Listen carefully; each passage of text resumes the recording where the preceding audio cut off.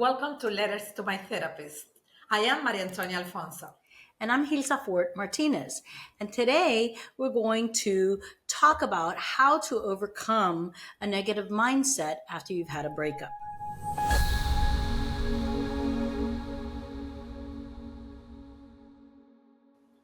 So, our letter today talks about after my last breakup, I don't have the energy or motivation to meet other people or keep myself up, such as staying in shape and looking more presentable. I do know there are other factors involved that are also preventing this, but what tools can I use to change my mindset? So, what do you think, Marty? What stands out for you? Yeah, well, Short and sweet. yeah, exactly. This letter is short. I was gonna say that, but definitely the question that she's asking there is deep. We notice here, Hilsa, the first thing is some depression, I think, there because the things that she's describing, she's talking about having low energy, having little motivation, that she's not keeping herself up, Taking care and of herself. taking care of herself. Uh-huh. And we noticed that depression kind of like start with that. And we know a breakup can be hard. We don't know how long ago this breakup was. Right. It seems to me like what she's describing is this is a situation that has some level of continuity on time, and she hasn't been able really to To like overcome really that overcome and that. get up. So that I will emphasize in exploring a little bit more what are the emotions that she's having, what is exactly what she's thinking, what is the beliefs maybe that she's having that are keeping her in that emotional A little tone bit of stuck, it sounds stock and like, that, yes? yes. And the other thing will be maybe we can name because other people that are listening, what else could be an indicator that somebody is a little bit at a risk of moving from the normal sadness that you have after a breakup to something that maybe we have to keep an eye on to make sure that that doesn't become really a clinical depression. So, what are the symptoms that we want to tell And people? I think that's a really good point, Marty, because, after a breakup, we have a whole bunch of feelings. And we go anywhere from mad to sad and all the way back to mad again. And that whole grief cycle that happens when you have a breakup or a loss in your life. And all of those feelings are very normal, right? Mad, sad, irritation, frustration, upset, disbelief, all the variations of those things are very normal and they're very valid. As you said, though, it does sound like, she's talking about having something that's been going on for a little while and that seems to be kind of, staying. And so we move from a normal grief, meaning I'm sad about the loss of or the breakup of this relationship, and we start to move into these other symptoms of I really don't have a lot of energy, I'm really not taking care of myself, I don't really have motivation to do things. These are some of the symptoms of depression, right? Yeah, maybe paying attention if something else is going on. Is there any issues with the appetite? Is there any issues with the sleep? So Right. it's Because some other ways of knowing depression, right? yeah, Too much eating, too little eating, ideation. right? Too much sleeping, too little sleeping, right? Is there any kind of, the what in your thinking? Is your thinking very into the gloom and doom and the, you know, uh, endings of things? These tend to be more a leaning into signs of low grade depression or depression. So you want to pay attention to those things. I know that's your point, right? To pay attention to those things so that we can stay within a relationship breakup and all of the feelings that are going into there without really kind of falling into a more serious mental health concern like depression. We're not sure, right, from what she tells us here about how long, but it does sound like she is kind of, roaming the edges of what could become a little bit more of a depressive situation. Exactly. right? Okay. So I think that's important to note and for us to be able to make that distinction. Do you what else comes to you? What else resonates for you in her letter to us? Well, so in this, she also talked about other factors Mm-hmm. that she said that she knows that could be preventing her from moving on. So we don't know what those factors are, Mm-hmm. and definitely, probably she knows. But what I think will be useful for us to mention things that could sometimes complicate this type of the breakup situation for somebody and can contribute to them to really Kind of getting feel stuck. getting stuck. So people can have other family issues. There could be other health issues. There could be work. Uh, Sometimes work situations that could be stressful. Finances. Finances is always a big stressor, right? Exactly. For people that have children, there could be some parenting or co-parenting. We don't know if this breakup was with somebody that this person had a kid with or no, Mm-hmm. or if separate she had children and she had other co-parenting situations. So we kind of like naming things that sometimes could be complicating these. Yeah, So complicating the ability to be able to move on from a relationship, exactly, right? and the history, maybe all the difficult relationships that the person could be dealing not only with this recent breakup, but also with past history So of, like a residue of relationships there, yeah, right? exactly. I think that's an important one, Monty, because many times we tend to go from one relationship to the other. A lot of us do. We don't create the time to really Heal. heal one thing before we get into another.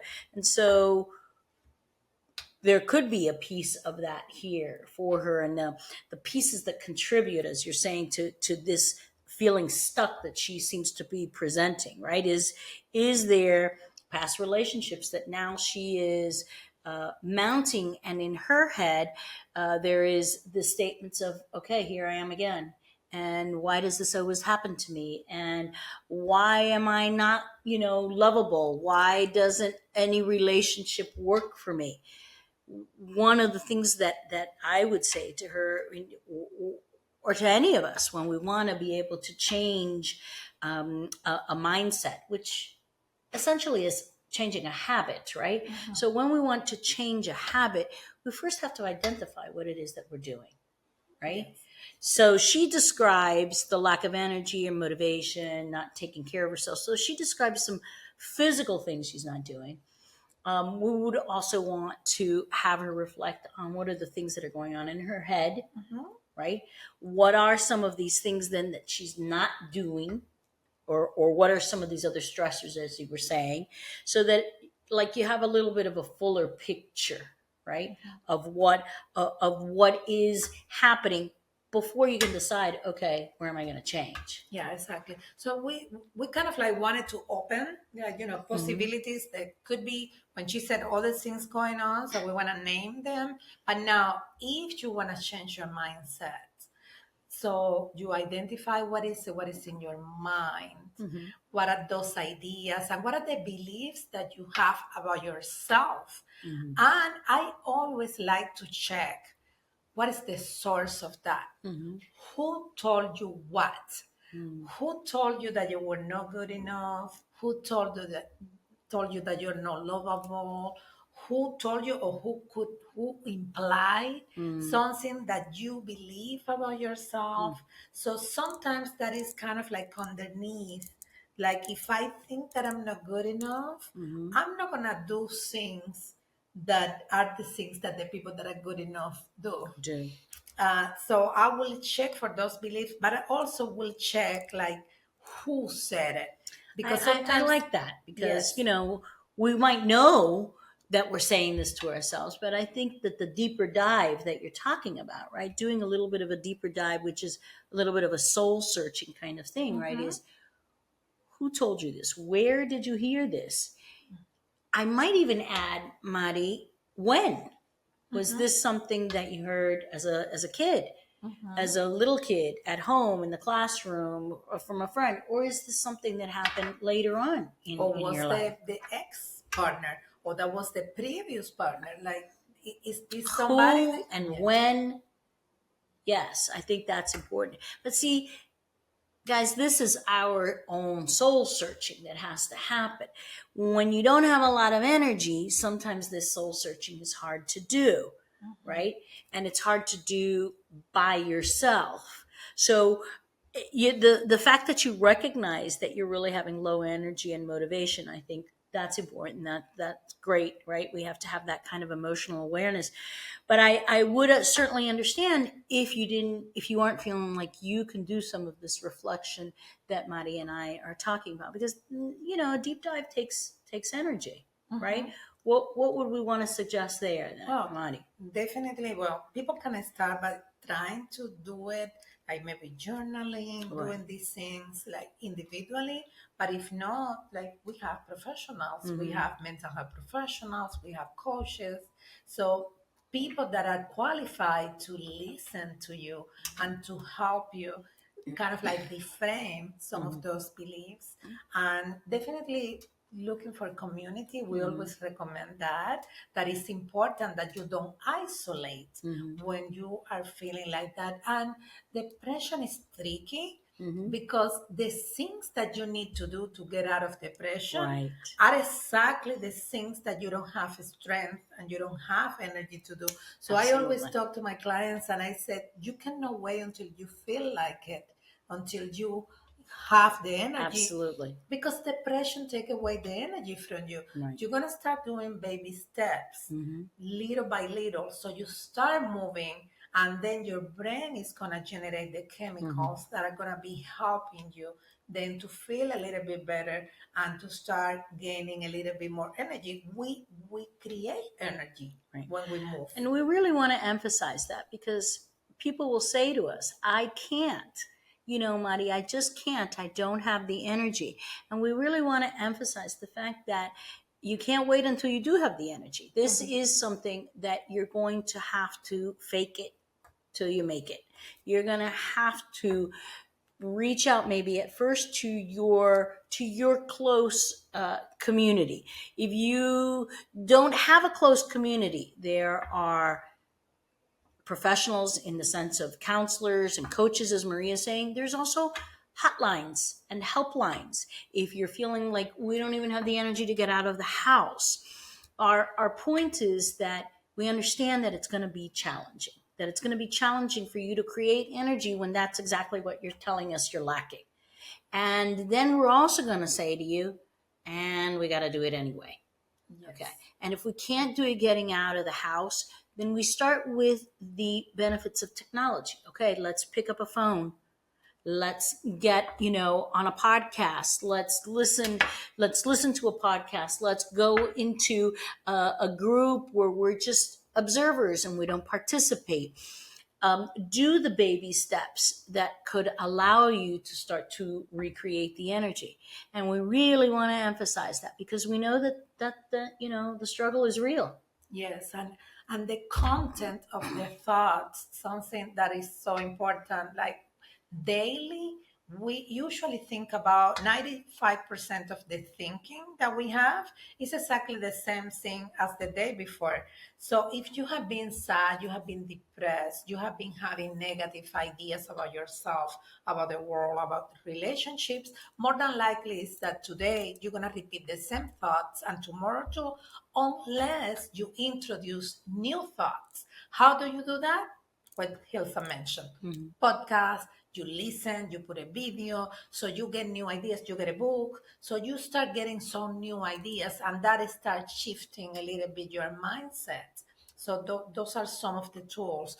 Then you move your body, you take care of your thoughts, and you take care of the language. Pay attention to the words Absolutely. that you're using to describe yourself. Mm. If you say, this is terrible, this, I'm never going to get out of this. yes, and nobody is gonna love me ever.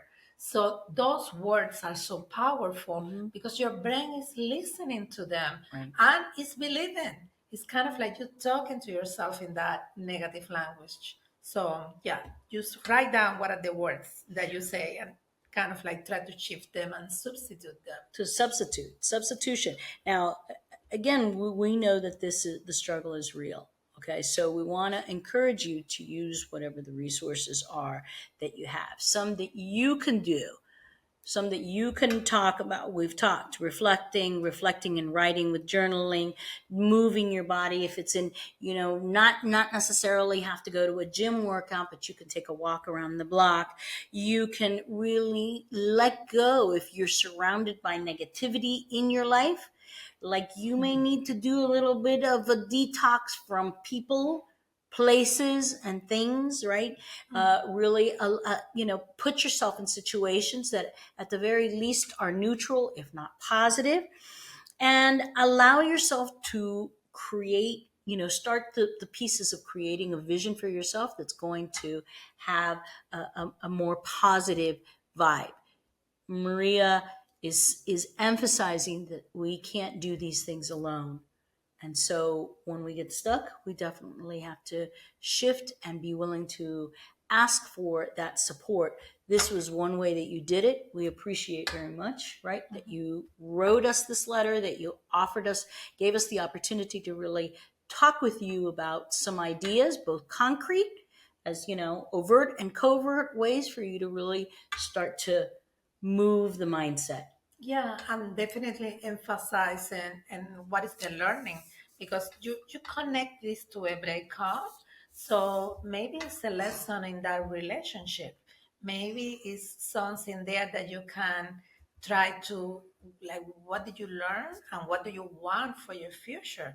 Well, I know that because you said in the letter, like you feel like you don't want to get to know other people, maybe not right now, but this learning could be used to maybe create a vision. When you start feeling a little bit better, how do you want a relationship to be? What is what you don't want anymore in your life? What happened with this person that you had the breakup with that you really don't feel like you need in your life anymore, and start creating like the positive vision. How do you want things to happen? So when you put that in writing, maybe that's why I love vision boards because Mm. you get images and that kind of like start creating a picture for you that is a little bit more motivating and kind of like inspire you a little bit better, and you need a direction, like what is it, what you going. So because sometimes we feel like whatever we are is what we're gonna be forever, Forever. and it's not. It's not. You can take your life to another place, but it's like the GPS. You have to give the GPS an address. If you So, just say to the GPS, take me somewhere, it's not gonna move. You're gonna say where, and what is the direction that you wanna put. So yes. So I hope that some of these recommendations resonate for you, and that you start with baby steps, as Maria said. So we look forward to having you join us on our next episode, where we are going to discuss being in a relationship with a narcissist and the impact that that has. So until next time.